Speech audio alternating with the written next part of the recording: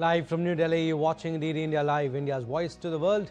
I'm Abhishek Mahajan. Coming up in the next 30 minutes. Cancellation and delay of domestic flights of IndiGo continue for the fifth day. Indian government directs all airlines to strictly adhere to fare caps. Railways come to the rescue. India and Russia vow to work together for a future shaped by peace, partnership and progress, inked 16 agreements in key fields. US Supreme Court agrees to hear a case challenging birthright citizenship after Trump's controversial order was blocked by multiple lower courts.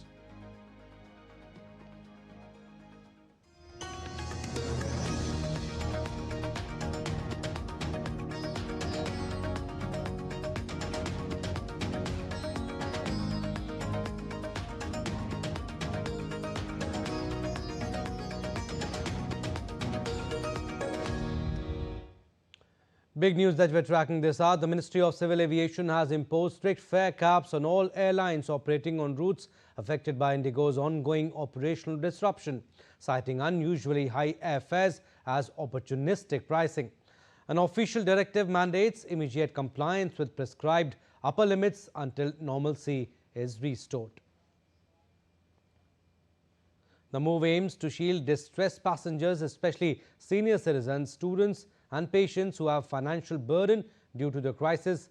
The ministry will monitor real-time fare data in coordination with airlines and online travel agencies, promising swift action against violations.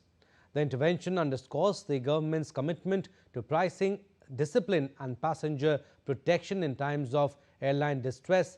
Along with this, there is a special passenger support and refund cell has also been made to ensure seamless grievance redressal.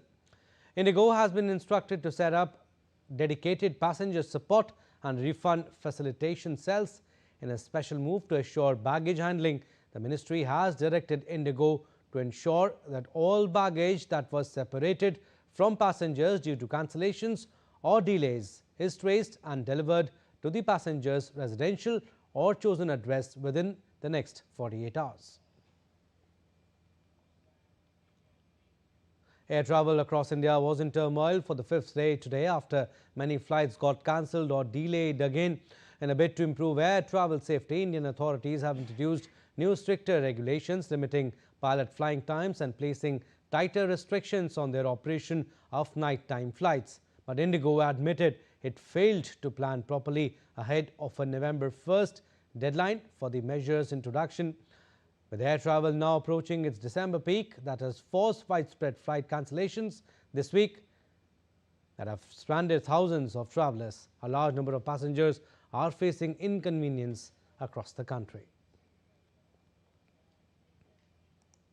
Now, Air India has taken steps to ensure affordability in air travel by capping economy class airfares on their non-stop domestic flights.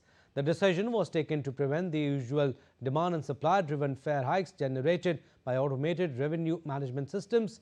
The airlines issued the statement after screenshots of unusually high last-minute fares. According to Air India, it is technically not possible to cap every possible fare permutation involving stopovers or mixed cabins. However, the airlines are engaging with third-party platforms to ensure greater oversight and prevent inflated pricing. The spokesperson added that both Air India and Air India Express are working to increase flight capacity in order to help travellers and their baggage reach their destinations as swiftly as possible.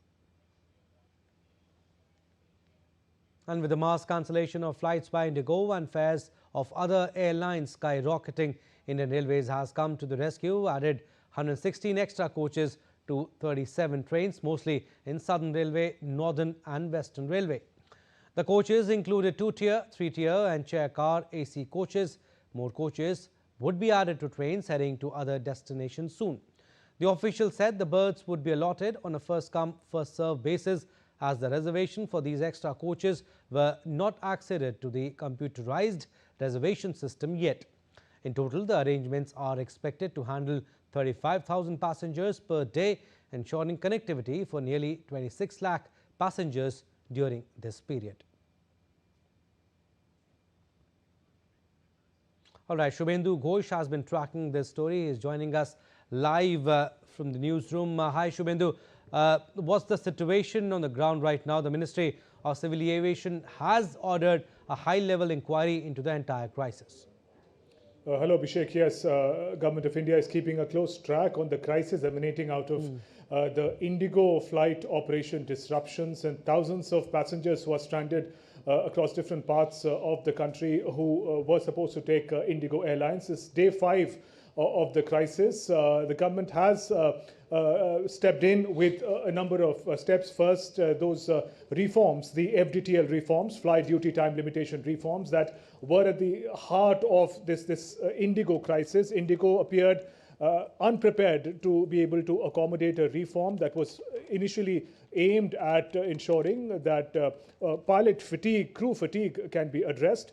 But IndiGo, although this reform had been introduced more than a year ago, it was implemented on 1st of November. Now it lies in abeyance.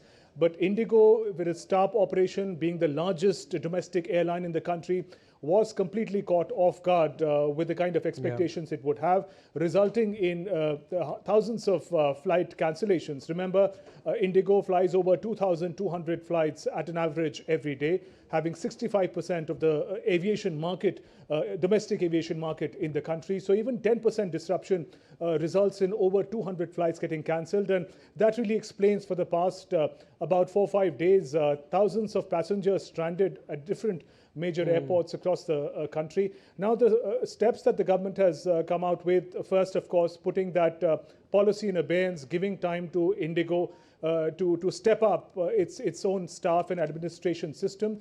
Second, it is also observed that certain peak pricing, unusually high pricing, was observed amidst this crisis to make sure that passengers are not inconvenienced, that financial exploitation does not take place at a delicate time like this.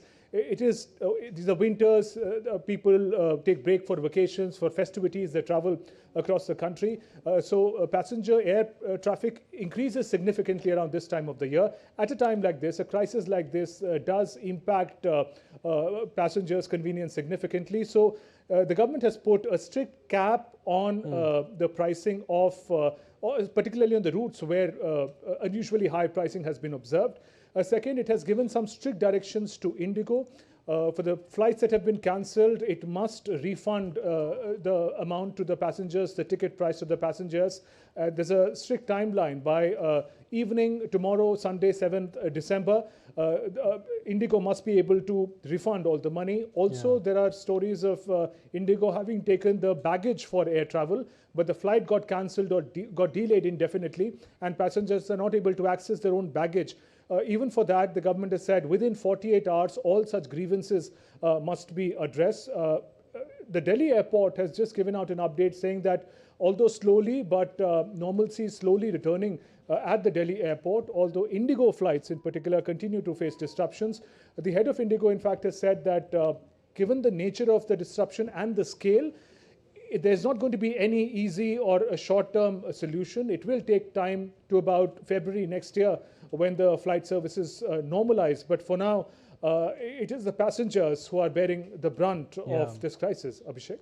Passengers are bearing the brunt, and Railway has stepped in, apart from various advisories by the civil aviation. But Shubhendu, like you also said, with air travel now approaching its December peak, that has forced widespread flight cancellations this week, stranded thousands of passengers, travelers.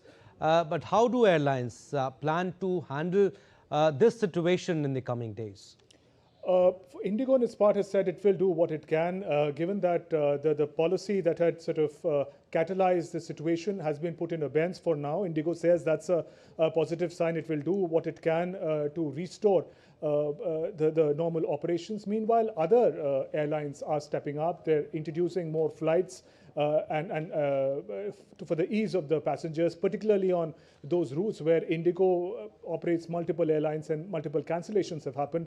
We mentioned, of course, about attention turning to the Indian Railways in absence of flight services, in absence of tickets being more expensive than one can afford. Passengers are resorting to train travel at the moment, but advisories have also been given out to passengers, particularly those planning to catch an IndiGo flight, Before they leave their homes, they must check carefully for the updates that have been now sent. Government has said that IndiGo must give all the updates, timely updates to the passengers. If the flight is cancelled, they should avoid heading to the airport. If they are heading to the airport, they must carry essential items with them because they must brace for delays. And the government has also instructed IndiGo and other airlines that the sensitive, vulnerable sections of population, students, senior citizens, people with health issues, should be given particular attention. And passenger inconvenience is something that all airlines must be very mindful of. But it is an evolving situation at the moment, Abhishek. Also, to add to that, Shubhendu, it's better for the passengers to reach the airport a little early. We'll leave it at that. Thank you for getting us the latest on that story, Shubhendu. Moving on, India and Russia sealed a wide-ranging package of agreements and a joint statement in New Delhi on Friday reaffirming their special and privileged strategic partnership and setting an ambitious economic, technological and connectivity agenda. Prime Minister Narendra Modi and President Vladimir Putin oversaw the adoption of a Vision 2030 framework. Multiple MOUs on trade, energy, connectivity, and people-to-people exchanges, and a joint press statement addressing defense, nuclear, and space cooperation. Building on the earlier framework announced by the two leaders to deepen industrial, technological, and investment ties. The two leaders outlined a core outcome to guide trade and economic partnership up to 2030 to address the trade imbalance, promote Indian exports, and diversify cooperation into high technology sectors, digital transformation, and critical infrastructure. 16 MOUs and agreements were signed by the two leaders. 2 MOUs on manpower mobility to regulate skilled Indian worker movement, recruitment, protection, and vocational training. Agreement on joint urea production to bolster India's fertilizer security and agricultural supply chains. MOU on training Indian seafarers for polar and Arctic waters, aiding Northern Sea Route participation. Shipbuilding cooperation framework for joint design, technology transfer, local manufacturing, and maritime infrastructure. Cooperation on critical minerals and supply chains for clean energy, electronics, and advanced manufacturing. Connectivity efforts highlighted support for the international North-South transport corridor and maritime routes to enhance supply chain efficiency. Energy cooperation emphasized Russia's role in India's energy security across hydrocarbons, LNG, coal, nuclear fuel, and hydrogen. The economic goals include higher bilateral trade volumes by 2030, targeting $100 billion and broader Indian exports. Bureau Report, DD India. And in a gesture of goodwill, Prime Minister Modi presented a set of culturally significant gifts to Russian President Vladimir Putin during his India visit. The collection highlighted India's rich heritage. It included fine Assam black tea, prized for its malty flavor and geographical indication recognition, and an ornate Murshidabad silver tea set from West Bengal showcasing intricate craftsmanship. A handcrafted silver horse from Maharashtra reflected India's metal artistry, while a marble chess set from Agra under the One District, One Product initiative blended elegance with tradition. Kashmiri saffron, known for its deep aroma and color, symbolized India's culinary and cultural pride with GI and ODOP status. The highlight was a Russian translation of Srimad Bhagavad Gita, offering timeless spiritual wisdom and underscoring India's cultural depth. Together, the gifts represented India's traditions, artistry, and values of friendship. Time now for a very short break, but still to come on this edition of DD India Live. 4 civilians killed in border clashes between Pakistan and Afghanistan. Ukraine-US hold constructive discussions to meet for third day for talks in Miami.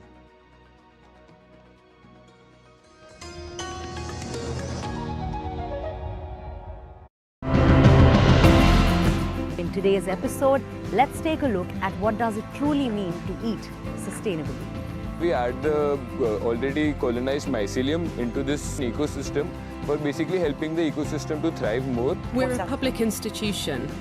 Our goal is to grow vegetables. Some urban areas already combine city and rural elements. Our urban agriculture programs are designed to tackle food security and meet the nutritional needs of the poor. If you're prepared to love the land and the animals and don't see living such a life as making a sacrifice, then this is the right profession for you. After gaining some knowledge about farming, I told myself, let's quit this and start our own business. And I decided to start goat farming.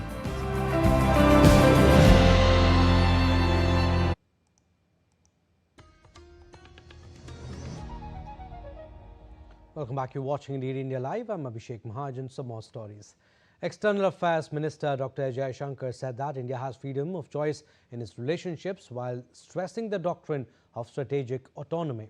At a leadership summit, Dr. Jaishankar addressed key diplomatic issues including India's ties with Russia, the US trade deal and relations with China, emphasizing the importance of maintaining a balanced foreign policy amidst a complex geopolitical landscape. Dr. Jaishankar emphasized the importance of maintaining a strong relationship with major nations including Russia given the current geopolitical environment. Dr. Jaishankar said that Russia has been a steadfast ally of India for years. If you look at India-Russia, the world has seen a lot of ups and downs in the last 78 years. I've said this before and I'll say it again.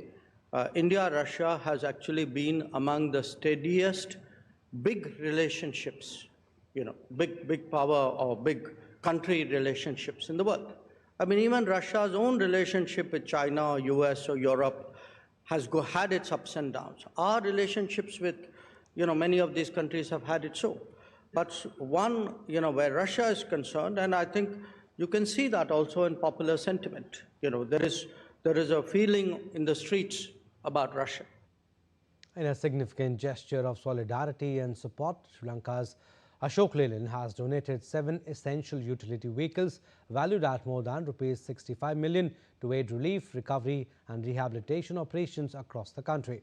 The handover ceremony was held in the presence of India's High Commissioner Santosh Jha, Sri Lankan Minister of Industry and Entrepreneurship Development Sunil Handunete and Major General retired Aruna Jayasekara, Deputy Minister of Defence. The vehicles were selected in close consultation with Sri Lankan authorities to meet urgent operational needs in disaster-hit regions. Adding to the corporate donation, employees of Lanka Ashok Leyland contributed Rs 2.5 million, further strengthening the initiative. Senior officials from the Disaster Management Centre and the Government of Sri Lanka were also present for the handover ceremony, underscoring the importance of this contribution to national disaster preparedness and response.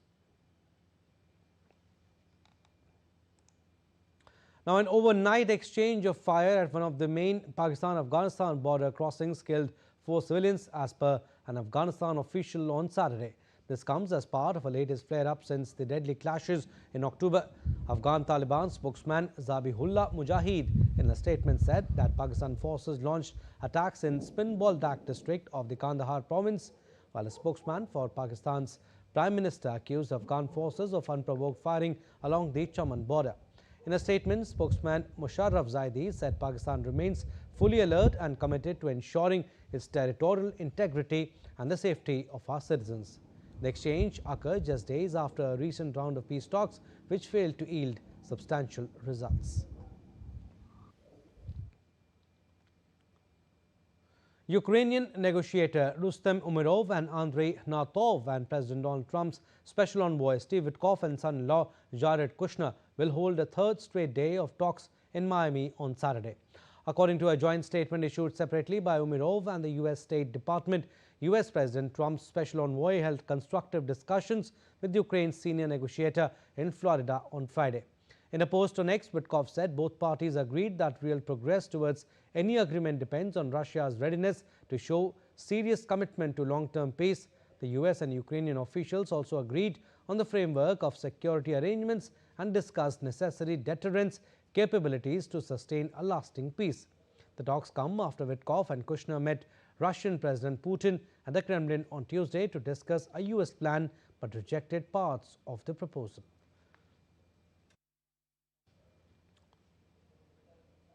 Ukraine's energy ministry on Saturday said that Russian drone and missile attacks struck energy infrastructure across 8 regions of Ukraine, causing widespread blackouts.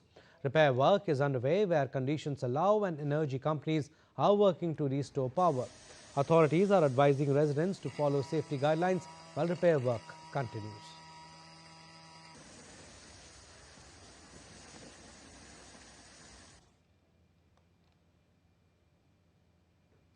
Kiev residents rushed to a Kiev metro station on Saturday when they heard Russian drones were approaching the city. Residents took shelter in the underground station lined with tents and yoga mats, which has become a haven for thousands of residents during waves of Russian strikes, as a few of them have lost their apartment in April 2025 when a missile strike hit their building. The US Supreme Court has agreed to decide the legality of President Donald Trump's directive to restrict birthright citizenship in the United States. The Supreme Court will hear the Justice Department's appeal of a lower court decision that stopped Trump's order. That order would have told US agencies not to recognize citizenship for children born in the US if neither parent is a US citizen nor a legal permanent resident or a green card holder. The lower court ruled that Trump's policy violated the US Constitution's 14th Amendment and a federal law codifying birthright citizenship rights in a class action lawsuit by parents and children whose citizenship is threatened by the directive. We can now promptly file to proceed with numerous policies that have been wrongly enjoined on a nationwide basis. And some of the cases we're talking about would be ending birthright citizenship, which now comes to the fore. That was meant for the babies of slaves. It wasn't meant for people trying to scam the system and come into the country on a vacation. This was, in fact, it was the same date, the exact same date, the end of the Civil War. It was meant for the babies of slaves, and it's so clean and so obvious. But this lets us go there and finally win that case, because hundreds of thousands of people are pouring into our country under birthright citizenship, and it wasn't meant for that reason. President Draupadi Murmu, Vice President C.P. Radhakrishnan, Prime Minister Modi and other leaders paid floral tributes to B.R. Ambedkar at Parliament Lawn on his death anniversary. The day is also marked as the Mahaparinirvan Divas, when Indians pay respect and gratitude to the man who fought for the rights of the depressed community and against the scourge of untouchability. On his death anniversary, the countrymen reflect on Ambedkar's teachings and give heartfelt homage to his legacy of laying the foundation stone of a fair and inclusive Indian society for all. Later, Prime Minister Modi on X wrote, and I quote him here, remembering Dr. Baba Saheb Ambedkar on Mahaparinirvan Divas, his visionary leadership and unwavering commitment to justice, equality and constitutionalism continue to guide our national journey. He inspired generations to uphold human dignity and strengthen democratic values. May his ideals keep lighting our path as we work towards building a Viksit Bharat. Unquote. Shifting focus, night temperatures in Kashmir dropped several degrees below the freezing point, even as a thick layer of fog engulfed parts of the valley, with Srinagar recording a low of minus 4.1 degrees Celsius on Saturday. Shopian was the coldest recorded place in Jammu and Kashmir, as the mercury there settled at a low of minus 6.4 degrees Celsius. The mercury had settled above the freezing point at most places in the valley, providing huge relief to the residents from the biting cold conditions. Pahalgam recorded a low of minus 4.4 degrees Celsius, while Gulmarg lodged minus 2.6 degrees, and Konibal town in Pulwama district recorded minus 5.2 degrees Celsius.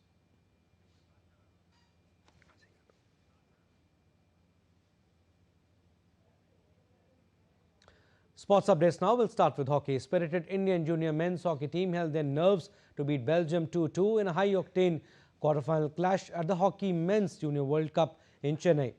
Princedeep Singh was the hero of the match, with some incredible saves in the shootout that brought about glimpses of his coach P.R. Sujesh, the former custodian of Indian senior team. Next up, India will take on 7-time champion Germany in the semi-finals on 7th December.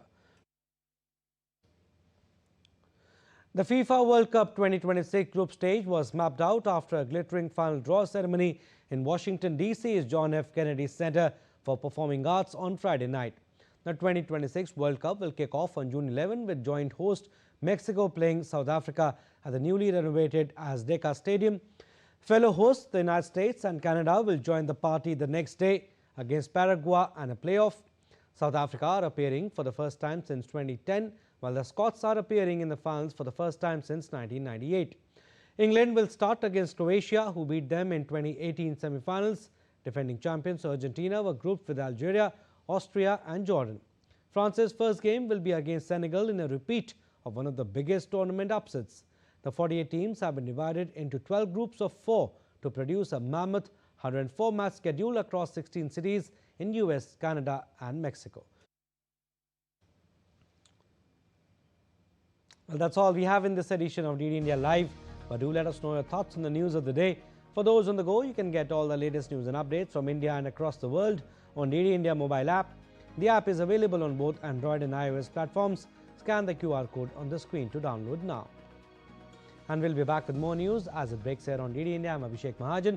From all of us here in Delhi, thanks for watching DD India Live.